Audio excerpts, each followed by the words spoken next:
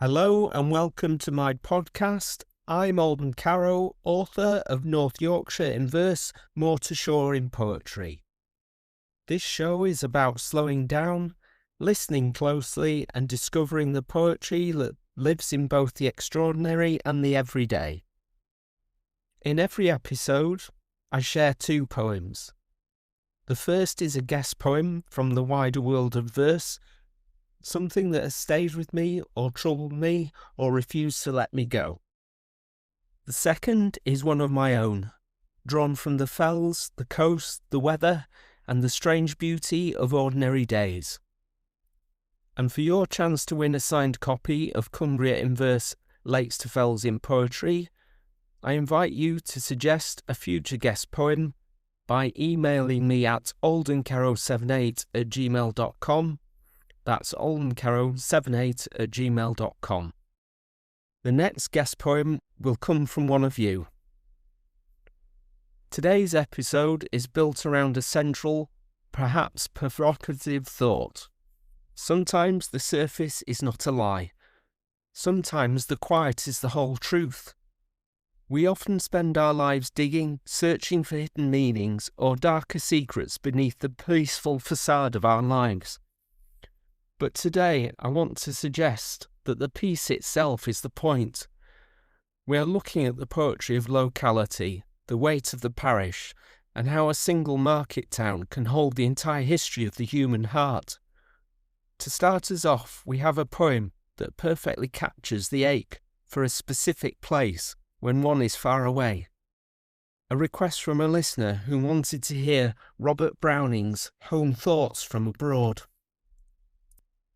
This week's guest poem is one of the most quietly famous short lyrics in the English language, and yet it is a poem almost nobody can quote beyond its opening. We all know "Oh, to be in England, now that April's there."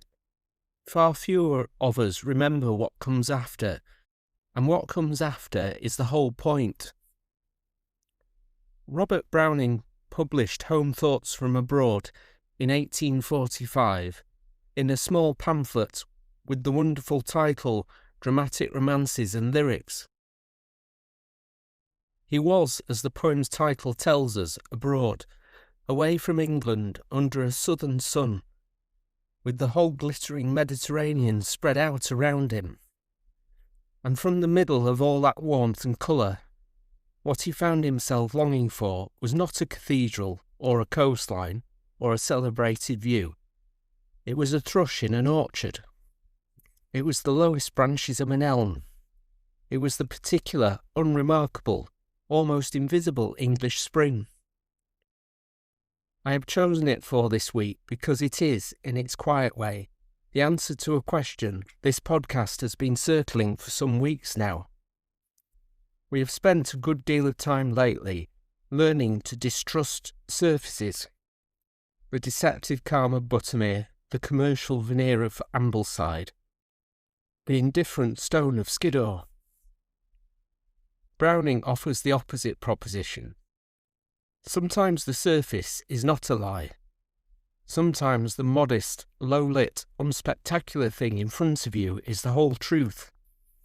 And the mistake is not in trusting it, but in imagining that something grander, somewhere else, would somehow be truer. So here is the full poem.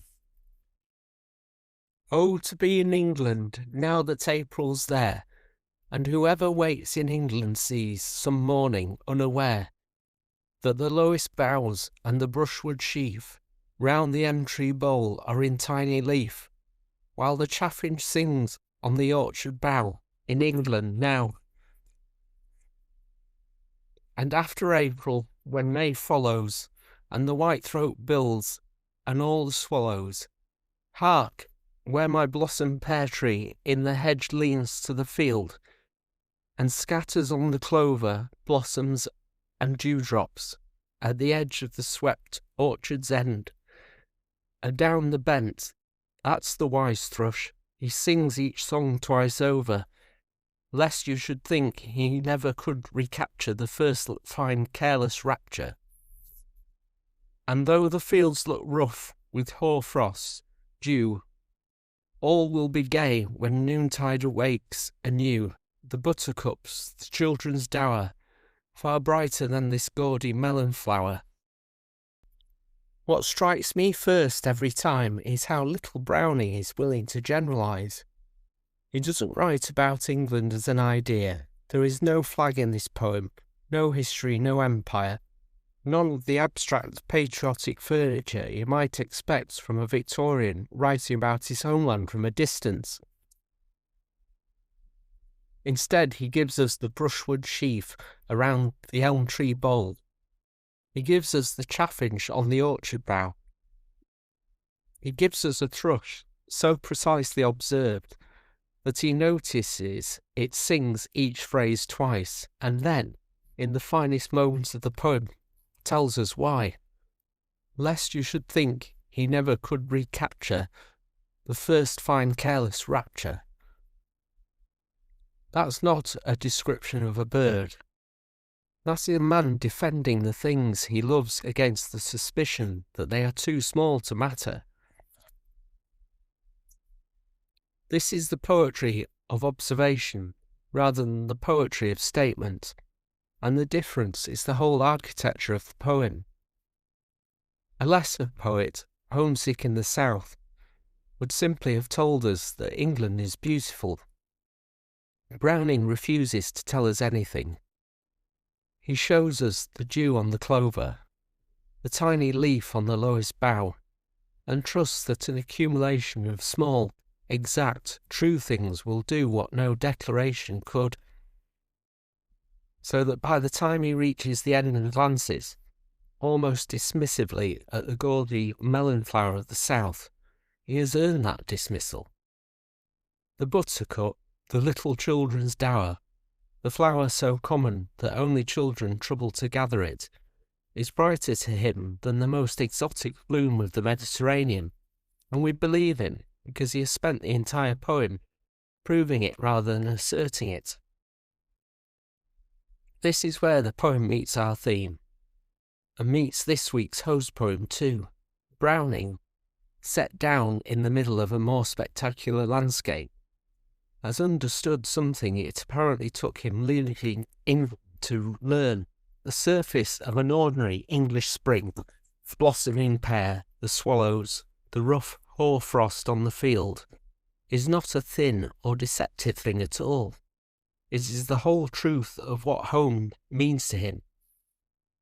It is a specific small geography that has quietly become his interior landscape, whether he chose it or not. When we come to talk later in the episode about the parish not being smaller than the world, this is exactly the feeling we mean, that a single orchard in April can hold enough wonder to last a lifetime, and that the restless search for somewhere more impressive may carry us not closer to beauty, but further from it. There is a lesson buried in here for anyone who writes about place, and I will come back to it properly in the discussion. For now, I will say only this. To love a place truly, Browning suggests, you cannot love it grandly. You have to love it the way he loves England in these few lines, at the level of the brushwood sheaf, the twice sung song, the dew that nobody else has even noticed is there. The grand view is available to any passing tourist. The small true thing is only ever available to someone who has paid the kind of attention that love requires. After Browning's homesick longing for England, he could only see from a distance, I wanted to bring us to a place I do not have to imagine, because I can walk to it. This is a poem of my own, simply called Bedale. It was written close to home, about a small market town in Lower Wensleydale, and it is, I think, the gentlest poem I have brought to this podcast in some time. After the deceptive water of Buttermere and the indifferent stone of Skiddaw, that gentleness is deliberate. Some places do not need to be interrogated. Some places only need to be noticed. So here is the poem, Bedale. In lower Wensleydale's gentle sweep, Bedale lies in slumber deep, a market town where whispers play between the threads of yesterday. The old leech house stands composed, its curious charm still undisclosed, and beckons tales in quiet breath of healing hands and days long left. The high street bustles, sweet and small, with butchers' bells and bakers' call, and shops with names like stitched refrain sing softly of the rural vein. Beyond the walls the parkland sings, where dogs run free and church bells ring, and cricket fields in summer hue mark time the way the locals do. The railway hums a countryside tune, steam drifting through an afternoon, while moor and meadow draw you near to walk where peace is always clear. So when the twilight gilds the green, and shadows stretch in twilight sheen, Bedale sighs in humble bloom, a town wrapped gently in its plume. Reading those lines back, I am struck by how much of the poem is simply an act of attention to things that would not survive a faster glance. Take the leech house. When the poem speaks of it, it's not inventing an image, it's pointing at a real and rather extraordinary building, a tiny Georgian structure, perched on the bank of Bedale Beck, built to hold the leeches once used in medicine. It is, as far as anyone knows, the last surviving building of its kind in the country. To someone passing through, it's a small stone hut, easily walked past without a second look. But that is precisely the poem's argument. The poetry of a place does not live in its grand frontages, it lives in the curious charm of the thing you would otherwise miss, the structure that still, if you let it, beckons tales of healing hands and days long left. A whole vanished medical history sits in that little hut on the beck, and the town carries it without ceremony, the way it carries everything else. The same is true of the sounds. The butcher's bells and the baker's call in the poem are not decoration. They are the audible proof that the town keeps a different time from the one most of us live by. They are, to borrow the poem's own phrase, the rhythmic heartbeat of a community that has not let the frantic pace of the modern world drown out its rural vein. You can still hear a high street in Bedale. That's rarer than it sounds, and the poem is quietly insisting that it matters. The railway works the same way, and I want to be careful about it, because it would be easy to mishear. When the poem has steam drifting through an afternoon, it's not reaching for sentiment. The Wensleydale Railway is not a memory, it is a working line, a living connection to the past that is still moving through the present. The steam is part of the landscape now, not a costume the landscape is wearing. That distinction matters to me, because the whole poem depends on it. This is not a town pretending to be old. It is a town that has simply kept what was worth keeping. Which brings me to the theme and to why this poem sits where it does in the run of episodes.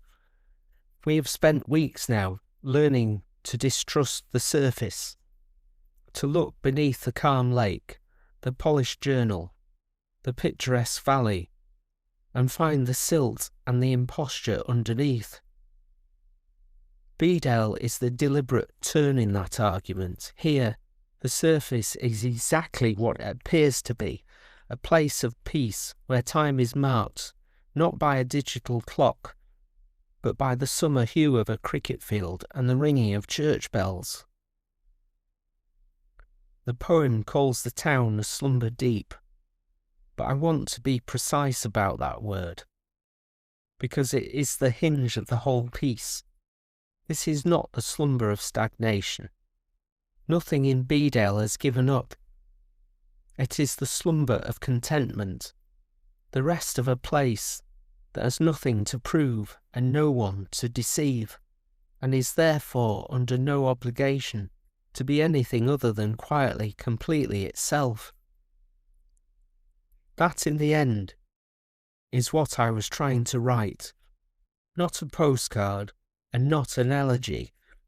Something closer to Browning's Buttercup than his melon flower, the small, common, easily overlooked thing held up to the light and found, on inspection, to be the whole truth after all. This brings us to our main discussion for this week: why we write about our own locality, and the philosophical idea that the parish is not smaller than the world.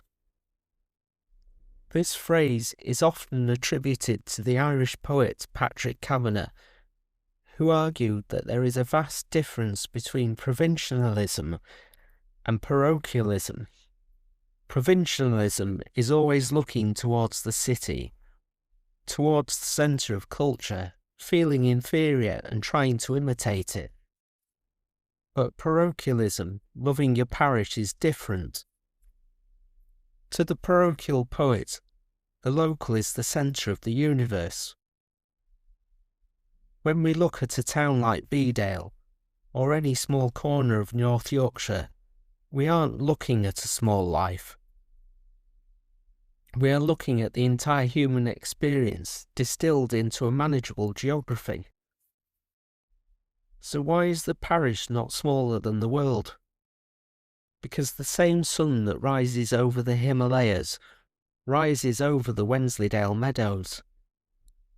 The same human emotions, grief, joy, longing, the satisfaction of a day's work, are felt in a Yorkshire kitchen as they are in a bustling metropolis. By focusing on the locality, we actually find the universal. If I write about the specific way the twilight gilds the green in Bedale, I'm writing about a beauty that anyone, anywhere, can recognise if they have ever loved a piece of earth. Our theme this week, that the surface is not a lie and the quiet is the whole truth, is a reaction against the modern obsession with uncovering things.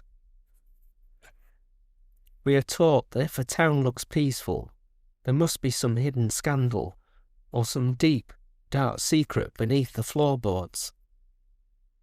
While that makes for good television drama, I don't think it's how life is actually lived. Most of the time, the quiet of a market town is the result of centuries of people learning how to live together, how to work the land, and how to find meaning in the repetition of the seasons. The quiet is a hard-won achievement. It is a truth. When I walk through Bedale and see the shops with names like Stitch Refrain, I see a continuity of identity. That continuity is a profound truth. It's a refusal to be erased by the generic, globalised world. Writing about your own locality is an act of resistance. It's saying, this place matters. This specific bend in the beck, this specific sound of the steam train, this specific butcher's bell, these are the building blocks of a meaningful life. When we focus on the parish, we see things that the world misses. The world is interested in the grand narrative, the breaking news, the massive shifts. But the parish is interested in the way the shadows stretch across the green at twilight, and in the end, which is more real? Which affects your soul more deeply? I believe it's the latter. The poetry of place requires us to be still enough to notice the whispers between the threads of yesterday. It requires us to acknowledge that we are part of a lineage. In Bedale, you can't help but feel that. From the medieval church to the Georgian houses, the history is layered. But it isn't a heavy history, it's a humble bloom. It's a town wrapped gently in its plume. I want to encourage everyone listening to look at their own parish, wherever that may be. Don't look for what's missing compared to the big world. Look at what's there. Look at the local characters, the specific trees, the way the air smells after rain in your particular street. There is a whole universe in those details.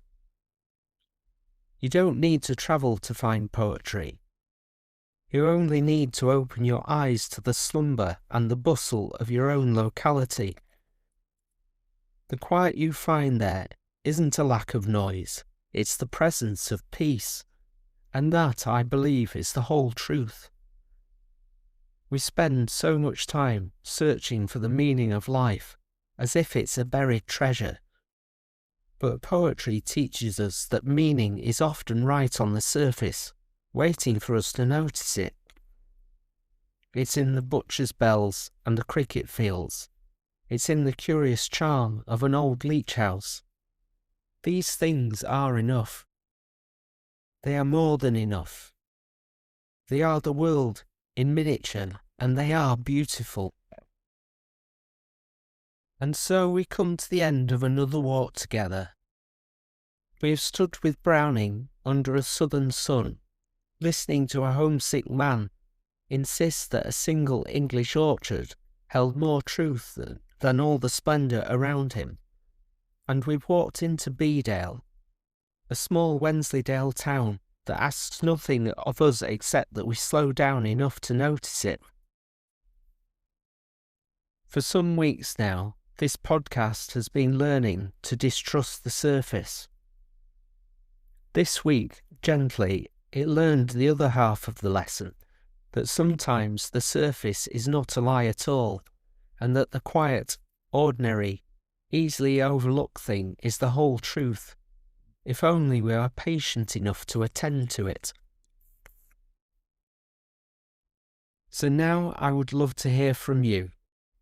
If there is a poem you would like featured in a future episode, a classic, something modern, or a personal favourite you have carried with you for years, please email me at aldencarrow78@gmail.com. That's aldencarrow78@gmail.com. Every suggestion is entered into the draw for a signed copy of Cumbria in Verse, Lakes to Fells in Poetry, sent to you by hand. The next guest poem will come from one of you, and that is precisely how I want this podcast to work. Not as a polished surface offered across the silence, but as an act of shared attention and noticing done together. So thank you for listening, for slowing down with me, and for being willing to find the whole truth in a small and quiet place. Until next time, may you find poetry waiting for you in the everyday. And I look forward to speaking to you again next week.